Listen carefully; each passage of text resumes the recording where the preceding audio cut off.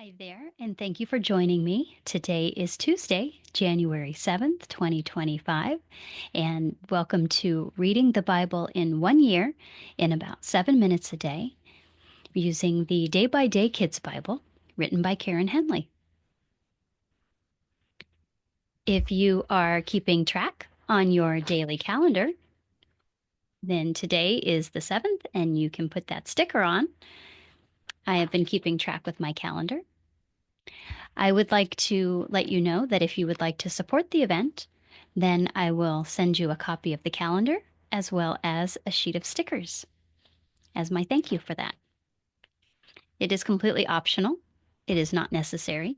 The calendar is available for free as a download on my website, and the link will be down below in the description. My site is inthefamilywaycoaching.com. And one reason why you may want to keep track daily is to participate in the monthly attendance giveaway, where I will be having a prize for someone who has been attending every day, both on my site and one for my YouTube attenders. And the attendance is counted by leaving a comment on the video on YouTube. That is how that attendance will be counted, as well as please liking the video. And if you are participating by viewing on my site, then you would just need to send me a message. And there's a place to send me a message at the bottom of the recordings page where you can let me know that you watched the video today. And if you would like to tell me something about what you enjoyed about the reading as well. Well, without any further ado, let's get started reading on our January 7th day, where we are going to pick up on Genesis 20, and we're going to hear about how Abraham lies again. Abraham moved to Gerar for a while. He told people there that his wife Sarah was his sister. So the king brought Sarah to his palace, and he planned to make her his wife. But God came to the king one night in a dream. God said to the king, "You are in big trouble. Sarah is already married." "Abraham told me she was his sister," said the king. "I didn't mean to do anything wrong." "I know," said God. "Now give Sarah back to Abraham, and if you don't, then you and your family will die." The king called his leaders together early the next morning. He told them about his dream. They were very scared. Then the king called for Abraham. "Why did you do this to me?" asked the king. "I thought you would kill me," said Abraham. "That way you could have Sarah to be your wife." Then the king gave Abraham sheep and cows and servants, and he gave Sarah back to Abraham too. The king said, "Live wherever you want to live in my land." Then the king spoke to Sarah. "I was wrong to bring you to my palace," he said. "So I will give 1,000 pieces of silver to Abraham, and this will make up for the wrong that I did." Genesis 21. 2 sons. God kept his promise to Sarah. She and Abraham had a son, even though they were very old. The baby came just when God said it would. Abraham named the baby Isaac. Abraham was 100 years old when Isaac was born. "God has let me laugh," said Sarah. "Anyone who hears about this will laugh and be happy too. Who would have thought Abraham and I would have a child? But I had a baby boy for old Abraham." One day Abraham had a party for Isaac, but Ishmael, Hagar's son, made fun of Isaac. So Sarah told Abraham, "Get rid of Hagar and Ishmael. I don't want Ishmael to get anything that belongs to Isaac." Now Abraham was upset because Ishmael was his son too. But God said, "Don't be upset. Listen to Sarah. Isaac is the son that a whole nation of people will come from. But I'll make Ishmael's family into a nation too." So early the next day, Abraham gave Hagar some food. He gave her some water in a bag made from animal skins. Then he sent Hagar and Ishmael away. Hagar carried the food and water on her shoulders. She and Ishmael went off into the desert. One day Hagar and Ishmael drank the last of the water. Hagar set Ishmael under a bush. Then she sat nearby. I can't stand to see him die, she thought, and she started crying. Ishmael was crying too. God heard him. God's angel called out, "What's wrong, Hagar? Don't be scared. God hears Ishmael crying. Go, hold his hand. Tell him to get up. I'm going to make his family into a big nation." Then God let Hagar see a well of water. She filled her bag with water. She gave Ishmael a drink. So God watched over Ishmael. Ishmael grew up in the desert. He was good at using a bow and arrow. He married a woman from Egypt. Now the king of Gerar spoke to Abraham. "I know God takes care of you," he said. "I have been kind to you, so promise that you will be kind to me." "I promise," said Abraham, "but your servants took one of my wells." "I didn't know that," said the king. "I don't know who did it." So Abraham and the king made a deal. Abraham took 7 lambs to the king. "I'm giving you these lambs," said Abraham. "This shows I'm telling the truth. I dug this well." Then the king went home. Abraham planted a tree there and worshiped God. He lived in that land for a long time.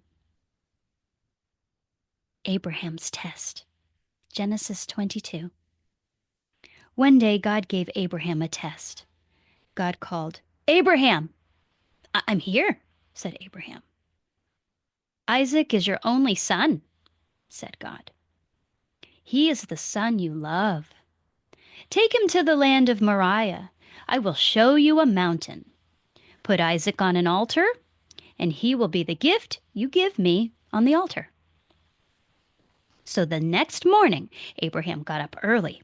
He put a saddle on his donkey. He cut wood to put on the altar. Then he took Isaac and 2 servants, and they left. They traveled for 2 days. The next day, Abraham looked out over the land. He saw the place where God wanted him to go. So Abraham told his servants, "Keep the donkey here, and Isaac and I will go worship God, and then we'll come back." Isaac carried the wood, and Abraham carried the fire and the knife for the gift. They would give a gift to God on the altar. Abraham and Isaac walked on together. "Father," said Isaac. "Yes," said Abraham. "We have wood," said Isaac. "We can make a fire. But where's the lamb for the altar?" "God will give it to us," said Abraham. And they walked on.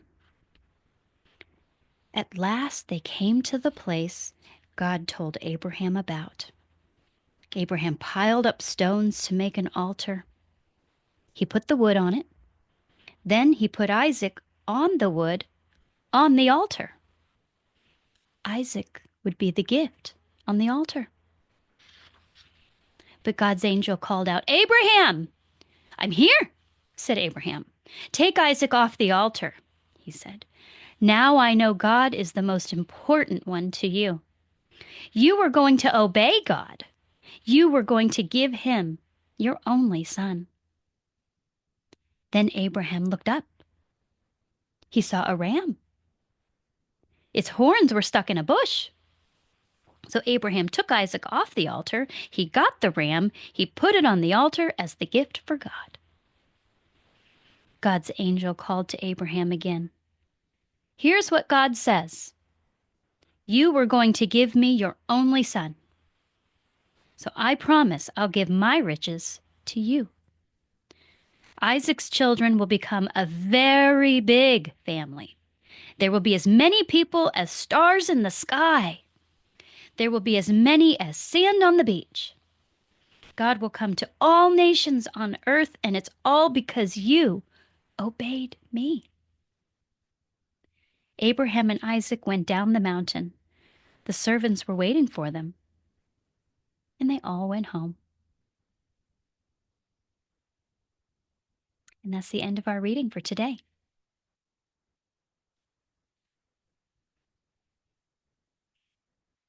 Well, we saw today's story that Abraham first lied and once again asked Sarah to lie for him as well. And they said that he was her brother and that Sarah was his sister.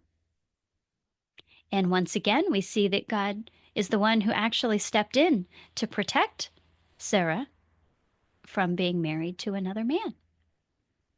Once again, it was not Abraham's lie or Sarah's lie that saved them, because the king was going to make her his wife. And God said, "You may not do that. She's already someone's wife." And God was gracious when the king said that he didn't know. God said, "I know you don't know. That's why I'm telling you." And so our God is so gracious to take care of us. And he knows our hearts. He knows if we mean to do something wrong or if we don't. And if we don't mean to do something wrong, and yet God gives us conviction in our heart that something that we are doing is not right, then it is up to us to then listen to God and do what he is telling us to do is right, and to ask for forgiveness, and to not do that wrong thing that we were going to do, not knowing that it was initially wrong. And then we saw Abraham's faithfulness to God and how his faithfulness is actually part of our reward, because we are part of Abraham's family. We are part of God's family because Abraham obeyed God. And we are as many as the stars in the sky. You can't count how many brothers and sisters we have in the body of Christ. And I'm so thankful to Abraham for his obedience to God, to put Isaac on the altar when God told him. And then God said, "Don't. I know you would have, but you don't need to." And I'm so glad that God has taken us as his family, as to be his children. So thank you for joining me today as we heard this wonderful story about Abraham's faithfulness to God and how God saved Abraham and Sarah.